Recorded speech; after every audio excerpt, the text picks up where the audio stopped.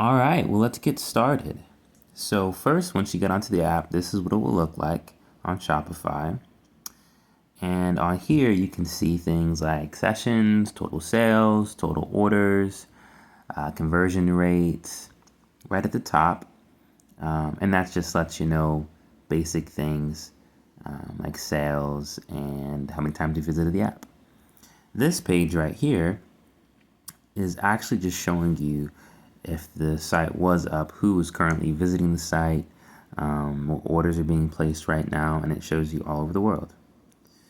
Then, down here, if you keep scrolling, it just kind of gives you some updates from Shopify. Now, the most important part is that at the bottom, you have 4 tabs. The first one is Home that we're on. The second one is Orders, which we'll get to in a second. And then the third one is the Products page, which is very important. And the fourth one, which is actually not a page. It actually just is kind of like a settings tab, and it shows you all the things that you see right here.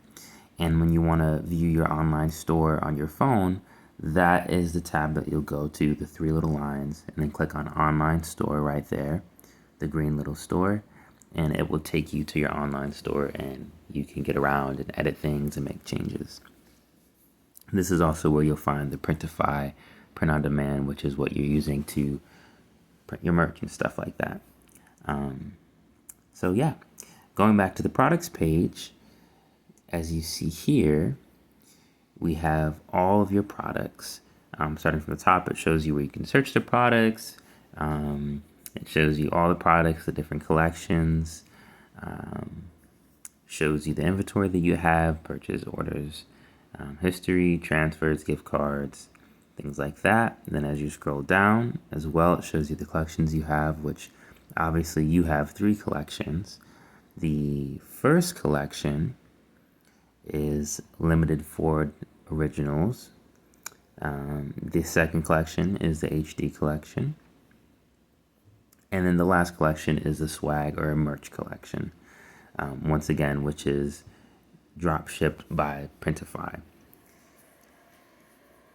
So now to start, what you want to do is you want to go to the all products page, and that's where you can see all of your products. And for the example, we will just click on one of these.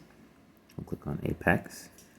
And as you can see at the top, it shows all of the media that you have.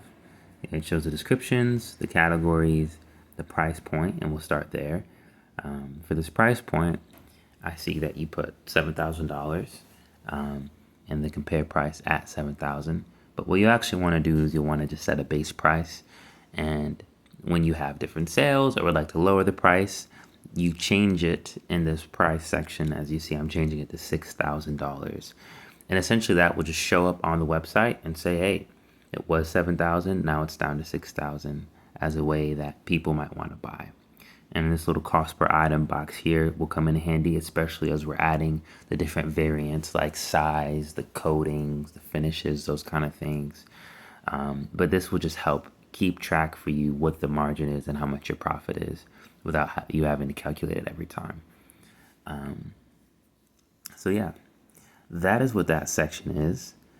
And then from there, you want to see the sales channel and make sure that the green dot is on online store, and that means that it's up and running, the specific product, and available to see on the online store. Next, what we'll go down to is, or not, what we'll go down to is the options side and the variance side. And then from there, you'll also see the availability as well for inventory. And you'll want to just make sure that you show the accurate availability. So I know that you have some that are one-offs, you have some that are 10-offs. So you just want to make sure that that availability is set of how much is available. And when you do that, as you're selling them through Shopify, it will automatically show how much is left, how much you've sold, and you just want to keep track of that. So, as we're back on the availability page, once again, just that reminder to keep track of that, because as you change what's available, and you can change what's on hand as well, and you can change who's bought what, whether on Shopify or not. So next thing, we are going to do the options and variant section. So right now you have one main variant, and that's size. And so what I'll show you is we will add another size. And so in variant, you'll click on the little top right where it said add the size. We'll do 45 as an example. And when you do the size variant, it also gives you the option to say how much that is. Now on the phone, it seems like it just shows you how to create a new price point.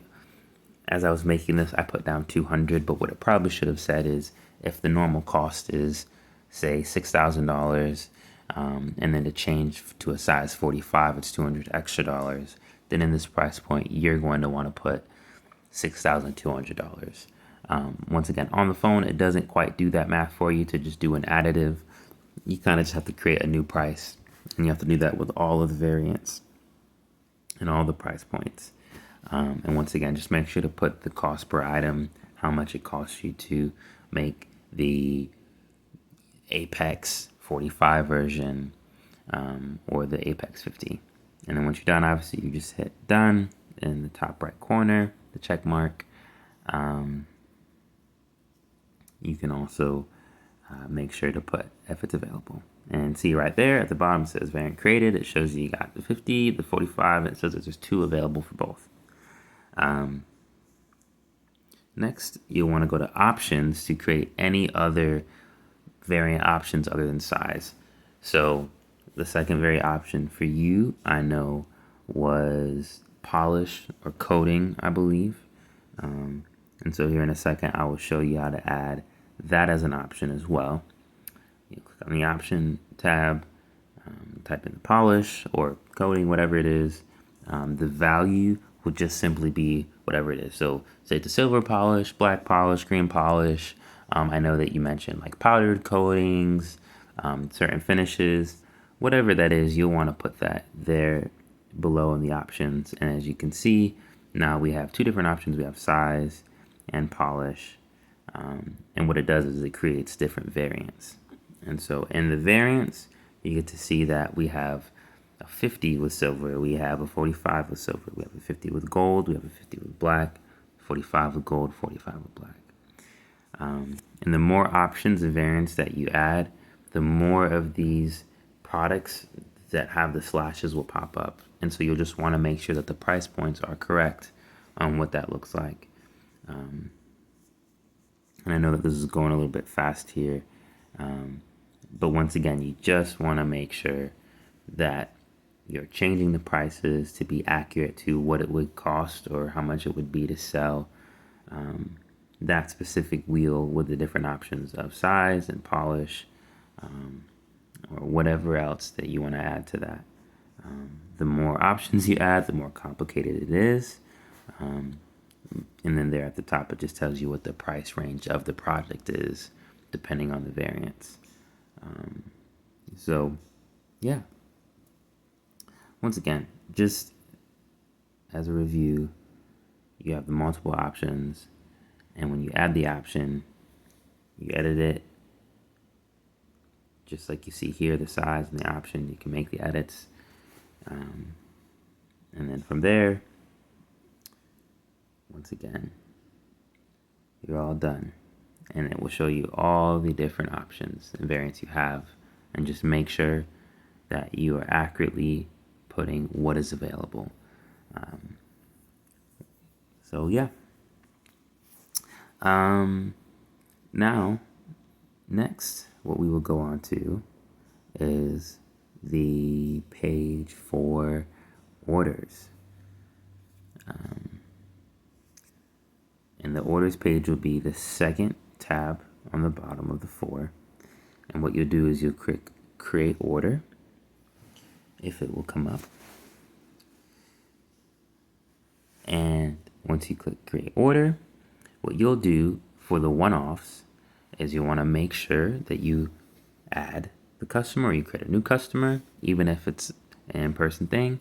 You'll hit the add custom item button.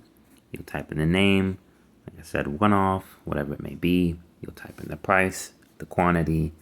You can add the weight and the different things, but that's just specifically for shipping accuracies to calculate the rates. Once you're done with that, you'll just hit, once again, that check mark at the top to save it. If you don't, then it's not going to save. And see, as you can see, it's popped up for us what the product is. Once again, there's no customer in there because we didn't create a customer. And then as you scroll down, you can also see the total for what the payment will be, $6,000.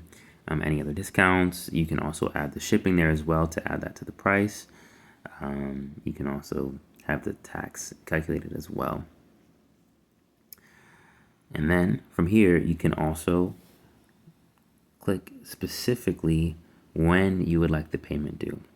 So the payment could be due on the reception of the invoice. The payment could be due 45 days from now, when it's done, when the order is fulfilled, or once again, you can collect the payment right then in the moment to enter a credit card, or you can mark as pay if they've already paid in person.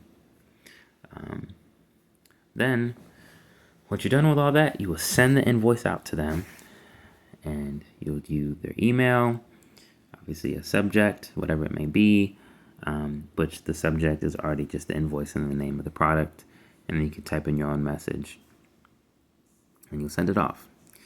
And then when you go back to the orders page, from there, it'll just show you how many orders you have, the drafts that you have, and we have one draft currently from the product that we just made. And then it also will show you abandoned checkouts with the people that put something in their checkout box and never ordered it. So that being said, that is all. That is how you add products and do a custom order.